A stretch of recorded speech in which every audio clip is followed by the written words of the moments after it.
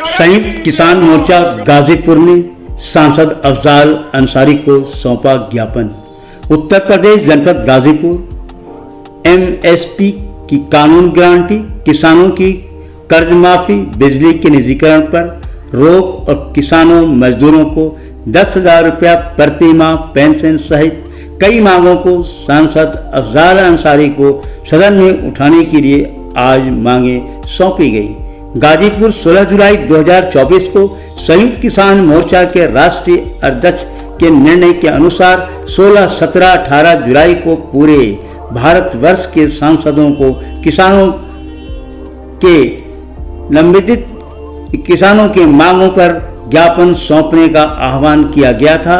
इसी के तहत शहीद पार्क मोहम्मदाबाद से संयुक्त किसान मोर्चा गाजीपुर के बैनर तले सांसद आवास फाटक पर पहुंचकर किसानों के द्वारा सांसद अफजाल अंसारी को ज्ञापन सौंपा गया और उनसे सदन के वर्तमान सत्र में जोरदार तरीके से उठाने की मांग की गई।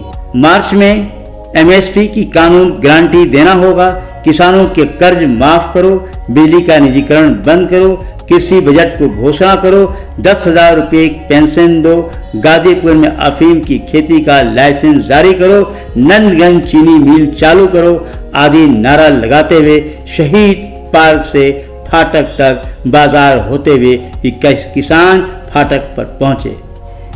ज्ञात हो कि 8 दिसंबर 2021 को जब किसान दिल्ली बॉर्डर छोड़ रहे थे तो उस समय मोदी सरकार के कृषि सचिव लिखित आश्वासन देकर मांग को पूरा करने का भरोसा दिलाया था, लेकिन अब सरकार किसानों के साथ विश्वासघात कर रही है। संयुक्त किसान मोर्चा उत्तर प्रदेश सचिवालय के सदस्य और अखिल भारतीय किसान महासभा के राष्ट्रीय सचिव ईश्वरी प्रसाद कुशवाहा ने कहा कि 2024 के चुनाव के पहले से ही एसकेएम ने भाजपा सरकार का भंडाफोड़ करने, विरोध करने और सजा देने का आह्वान किया था, जिसका परिणाम चुनाव नतीजे में हम देख रहे हैं। सरकार अगर अब भी किसानों के साथ विश्वासघात जारी रखी तो आने वाले समय में और भी गंभीर परिणाम भुगतने के लिए तैयार रहना होगा। उन्होंने कहा कि संसद में भी सरकार की किसान सवालों पर चौतरफा घेराबंदी होगी और बाहर आंदोलन की भी तेज होगा। 9 अगस्त को पूरे देश में कारपोरेट कंपनियां भारत छोड़ो नारे के साथ संयुक्त किसान मोर्चे के नेतृत्व में किसान सड़क पर उतरेंगे और आगे धारावाहिक आंदोलन और जोर पकड़ेगा। सांसद को संबोधित 20 सूत्री ज्ञापन, जिसमें 12 तत्कालिक और 8 नीतिगत मांगे शामिल हैं, गाजीपुर के माननीय सांसद अफजाल अंसारी को सौंपा गया और उनसे उम्मीद की गई कि वो अन्य सांसदों के साथ इन सवालों को सदन के अंदर उठाने के लिए पुरजोर कोशिश करेंगे।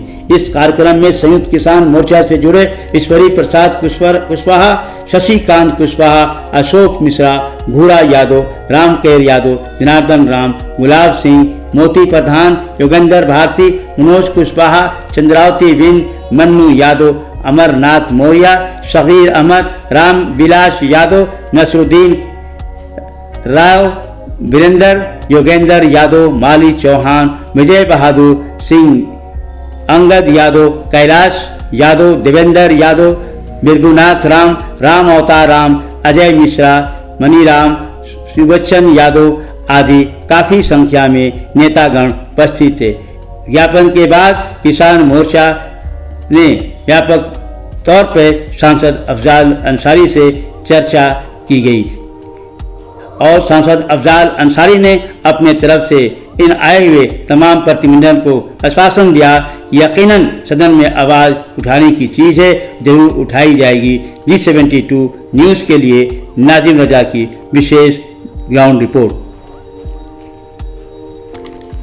एमएसपी पे कानूनी गारंटी देना होगा, देना होगा, देना होगा। एमएसपी की कानूनी।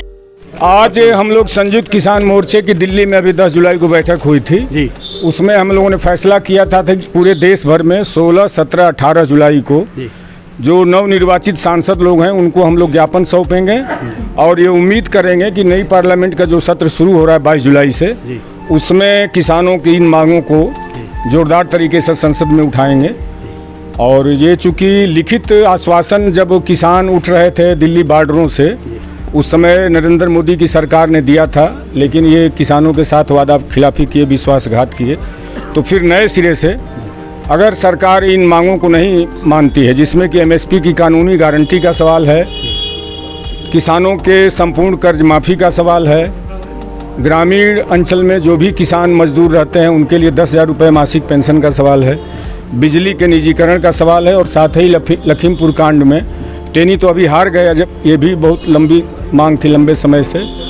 तो लेकिन जो किसान उसमें जिनके ऊपर मुकदमा हुआ है, तो उसमें या जो घायल हुए हैं लोग, उनको मुआवजा दिया जाए, राहत दिया जाए। और साथ ही जो दिल्ली में 736 किसान शहीद हुए थे उस पूरे आंदोलन में दिल्ली के बॉर्डरों पे, तो उनके लिए स्मारक बनाने की मांग हम लोग कर रहे हैं। किसानों को आदरणीय प्रधानमंत्री द्वारा राशि दिया जा रहा है, खेती करने के लिए पेंशन दी जा रही है, आप कहीं मांगी नहीं की जा रही, पूरी की जा रही? अब यही तो बात है ना, किसान की खेती घाटे में है पूरे देश में, और किसान सरकार की नीतियों के चलते लगातार कर्ज में डूब रहा है। और रोज 31 किसान देश में आत्महत्या कर रहे हैं।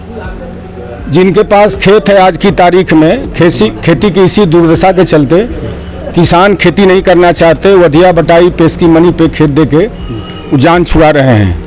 तो कोई भी धंधा आदमी करता है तो सोचता है कि उसमें इस तरह का कुछ 2 पैसा मिले ताकि परिवार घर चले, पढ़ाई लिखाई हो, इस महंगाई के ज़माने में परिवार का ठीक से भरण पोषण हो। लेकिन खेती ऐसा धंधा है, उसी खेती से देश जिंदा है, देश को खाना मिल रहा है, अन्नदाता कहते हैं किसान को। लेकिन वही किसान आज की तारीख में आत्महत्या करने को मजबूर है, और खेती पूरा घाटे में है, कर्ज में डूब रहा है किसान। 2014 में जो वादा किया गया था, क्या उसमें कोई भी काम पूरा नहीं हुआ मोदी जी का? ये तो पूरा देश 10 साल तक जो ये बोल बोल के चलाए सरकार, और जहां 24 तक ले आए देश को, तो देश ने, दुनिया ने खुली निगाह से देखा कि इस तरह का झूठा और फरेबी आदमी शायद दुनिया में कोई नहीं है, जिस तरह का देश के प्रधानमंत्री हैं। आपके बच्चे कांवर लेके जाते हैं, फूल बरसाया जाता है उन पे। हाँ, तो यही तो विरोधाभास है। किसान जो देश को जिंदा रखे है, उसके लिए लाठी और गोली है। दिल्ली में देखा हम लोगों ने किस तरह किसानों को आतंकवादी, खालिस्तानी, क्या क्या नहीं कहा गया।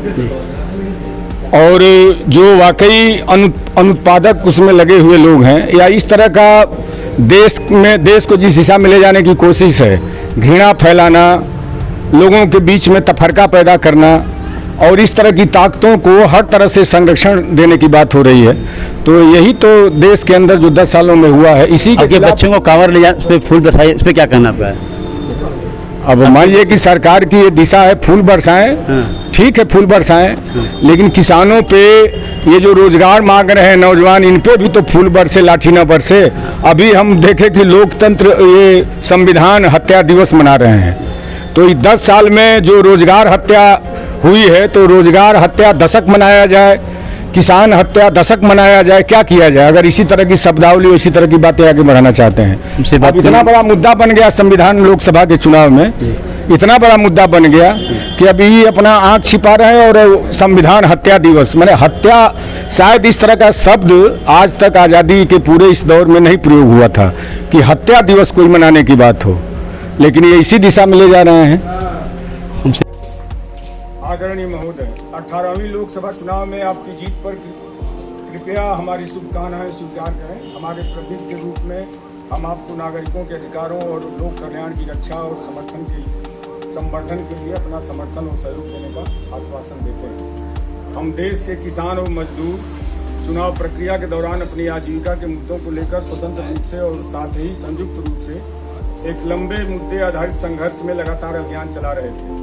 इन संघर्षों ने बड़े पैमाने पर लोगों में आत्मविश्वास भरा, मीडिया को प्रभावित किया और भारत के संविधान में निहित लोकतांत्रिक, धर्मनिरपेक्ष और संघीय सिद्धांतों और सामाजिक आरक्षण की रक्षा के महत्वपूर्ण मुद्दों को आगे लाने में मदद की। संयुक्त किसान मोर्चा की 10 जुलाई 24 को नई दिल्ली में आयोजित राष्ट्रीय परिषद की बैठक में चुनाव के बाद के परिदृश्य का आकलन किया गया है। हमारा मानना है कि केंद्र सरकार को यह समझना चाहिए कि सत्तारूढ़ गठबंधन को 5 राज्यों में 38 ग्रामीण लोकसभा सीटों पर हार का सामना करना पड़ा है, जहां किसान आंदोलन मजबूत था। पूरे ग्रामीण भारत में सत्तारूढ़ गठबंधन ने 159 सीटें खो दी हैं। यह लंबे चले आ रहे कृषि संकट का परिणाम है और यह भविष्य में कृषि नीतियों में बड़े बदलाव की आवश्यकता को रेखांकित करता है।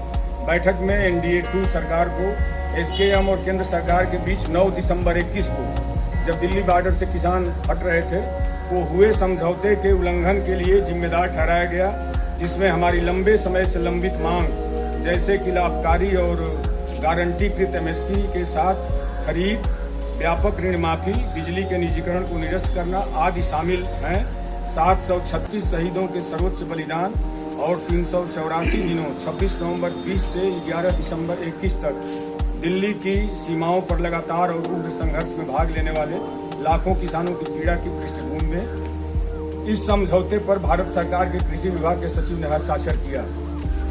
वर्तमान में भारत के मेहनतकश नागरिक व्यापक ऋणग्रस्तता, बेरोजगारी और महंगाई जैसी गंभीर समस्याओं का सामना कर रहे हैं। भारत में प्रतिदिन 31 किसान आत्महत्या कर रहे हैं। तीव्र कृषि संकट, किसानों की आत्महत्या, ग्रामीण से शहरी संकट, पलायन और बढ़ती आय और धन असमानता को हल करने के नीतियों में बदलाव आवश्यक है। इसलिए SKM ने कारपोरेट समर्थक नीतियों में बदलाव, 9 दिसंबर 21 के समझौते को लागू करने और अन्य प्रमुख मांग, जिन्हें मांग पत्र के रूप में संलग्न किया गया है, को लेकर आंदोलन को फिर से शुरू करने का फैसला किया है।